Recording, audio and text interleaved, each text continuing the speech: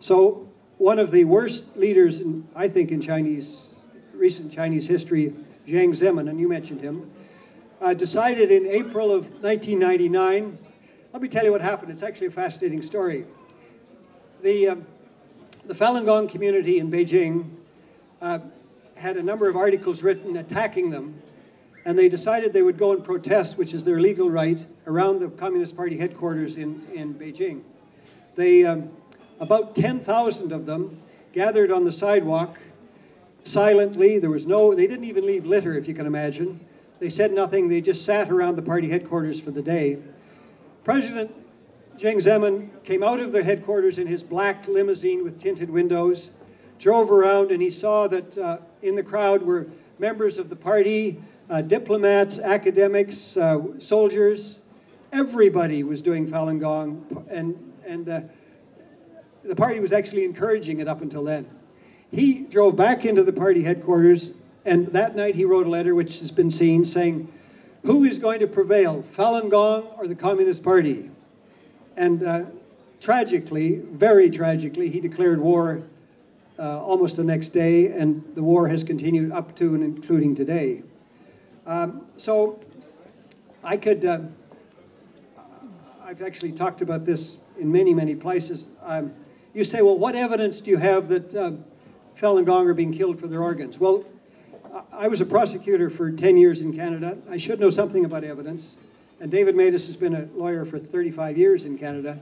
The evidence, ladies and gentlemen, is absolutely overwhelming that this is happening. We actually found 52 kinds of evidence. Petra said it was circumstantial.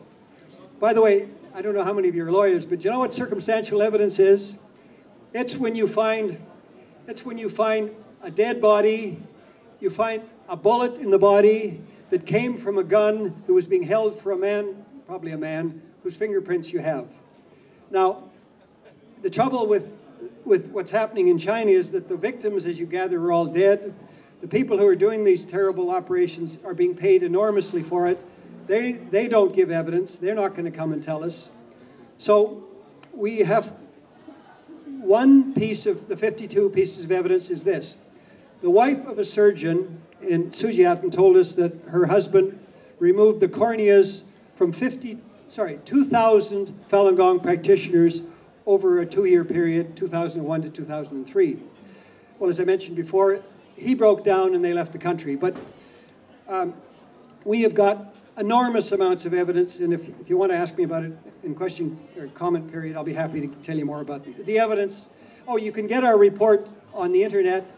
Simply go David-Kilgour, KILGOUR.com, and you can get our report in 18 languages, including, I think, I'm quite certain, Swedish. So you can judge for yourself if the evidence isn't strong enough. I think I'm probably running out of time. I was going to tell you a little bit about what other governments are doing about this. In Australia, the government of New South Wales is proposing a law in their parliament to say that anybody who buys a trafficked organ anywhere, the bill doesn't even mention China, is committing an offense. Let me tell you about Israel. Israel has actually done the most. Up until about 2007, the insurance company in Israel would pay people who needed a kidney or a liver in Israel to fly to China, pay their airfare, pay for the organs, which was enormous amounts of money, and would pay to bring them home. Thank goodness Dr. Jay Lavi in Tel Aviv discovered what was going on, and he passed a law which basically bars Israelis from buying trafficked organs anywhere. Since that time, nobody, to my knowledge, has gone from Israel to China to buy an organ. Why doesn't Sweden do the same thing?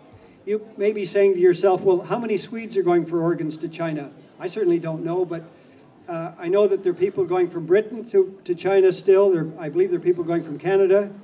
And if nobody's going, fine, but if you pass a law saying that no Swede may buy a trafficked organ anywhere, then your consciences would be clear.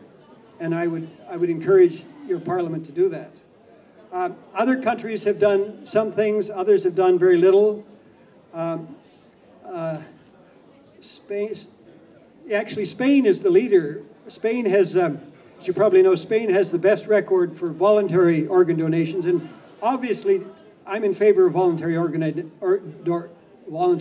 donors.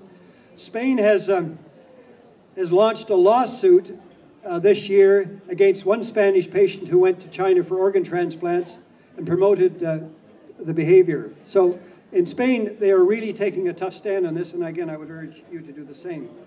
I hear Sweden. Do Swedish nationals who travel to China for organ transplants and subsequently receive aftercare here? I think they do. You probably guessed that these organ transplants are done in total secrecy. They're done, I think, badly, a lot of them. A lot of the patients die after they get these organs because they're badly done. The identities of the doctor, for example, are now concealed, so you can't get any record from China as to how they're being done and what was done.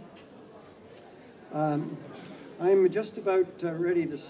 So I guess finally then to close, recommendations. The main one, we have about 20 in our book, but the main one is to please pass a law in this highly respected country that bars Swedes from going to buy a trafficked organ anywhere. Is that a good place to stop and we can have questions and comments? Thank you very much.